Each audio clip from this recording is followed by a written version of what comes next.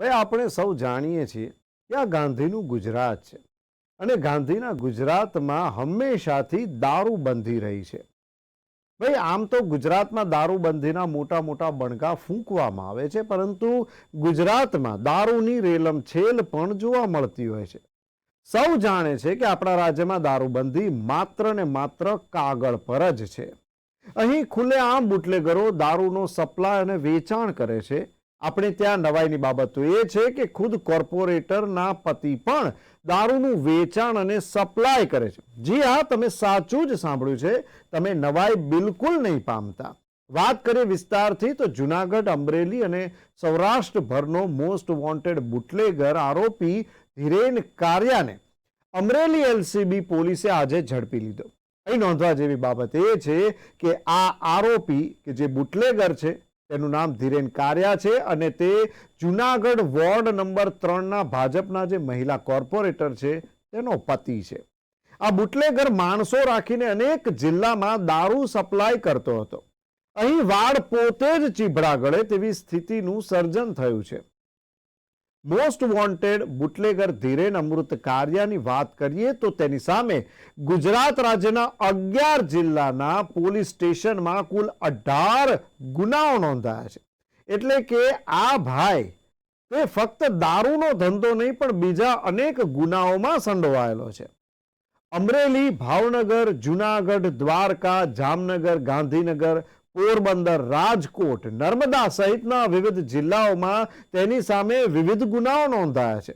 મૂળ જુનાગઢના ધીરેન અમૃતલાલ કારિયાને મધ્યપ્રદેશના ઉજ્જૈનથી અમરેલી એલસીબીએ ઝડપી પાડ્યો.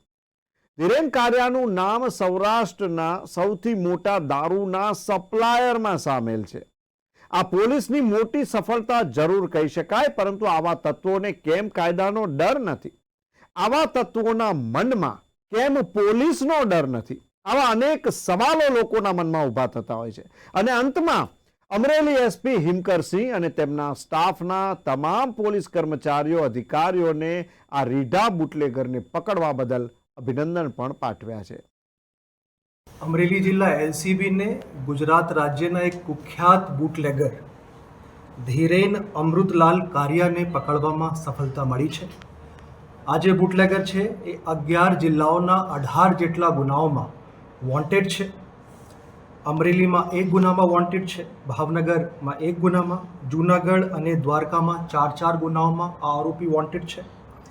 જામનગર, મોરબી, ગાંધીનગર, કચ્છ ઈસ્ટ, પોરબંદર અને નર્મદામાં 1 પ્રોહિબિશનના ગુનામાં વોન્ટેડ છે અને રાજકોટના 2 પ્રોહિબિશનના ગુનામાં આ આરોપી વોન્ટેડ છે.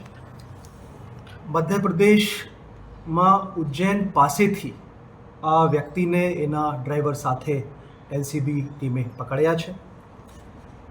એ વ્યક્તિના ગુનાહિત ઇતિહાસની વાત કરીએ તો 2010માં પ્રથમ વખત જૂનાગઢમાં ધીરેન કારિયા વિરુદ્ધમાં પ્રોહિબિશન એક્ટ હેઠળ ગુનો દાખલ કરવામાં આવ્યું હતું. ત્યારથી લઈને અત્યાર સુધીમાં આ વ્યક્તિ વિરુદ્ધમાં કુલ 59 જેટલા ગુનાઓ દાખલ થયા છે.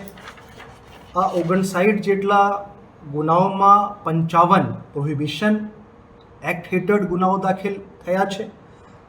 એક 307 હેઠળ એક મારામારીના ગુના છે અને એક દિલ્હીમાં નકલી પાસપોર્ટ બનાવવામાં એ વ્યક્તિ વિરુદ્ધમાં ફોર્જરીની કલમો હેઠળ ગુનો દાખલ કરવામાં આવ્યો છે.